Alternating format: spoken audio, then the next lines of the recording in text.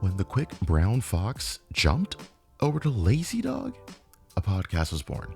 What do you mean? They made a sentence with every English letter. They were changing the game. There were more levels to English, and only the best could reach them. Do you want to start a podcast? Do you sound like me? Do you like this sound? Do you want this microphone? Well, affiliate link in the description. It helps me out. Now that that's out of the way, do you need this microphone? No. If you're on this video, absolutely not. This will not make your podcast better. You probably don't have the equipment to plug this into your computer. Link in the description if you need some. It may be cliche, but gear doesn't matter. People will remind you till the end of time that it doesn't take great equipment to make a great project. And that's technically right. One, quality in video and audio equipment gets diminishing returns very quickly to your audience and probably to you too. The difference between a $10,000 microphone and a $400 microphone probably just not that high. Two, it's not that deep. By it, I mean you and your project. If there's something that you need to say to the world, an organization would get you onto a stage to say it in front of a bunch of people.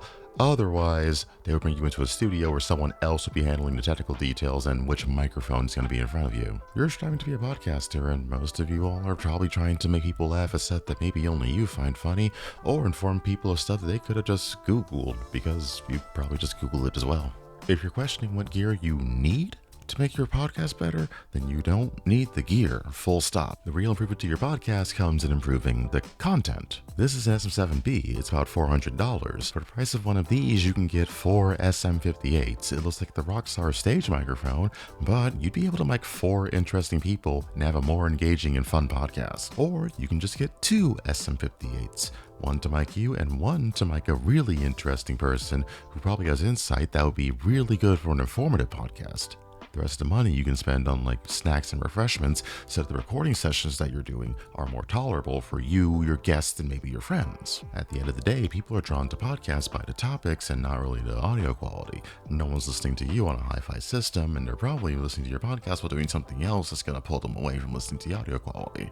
No one cares about the high-end detail while washing the dishes. Once you really get into podcasting and you're really focused on your content and your topics, you really don't want people to be focusing on your audio quality anyway. If you spent a day recording and editing something to make sure it makes sense and is actually engaging, and someone comments on your podcast, "Oh, on my Sennheiser headphones, I can hear your noise floor."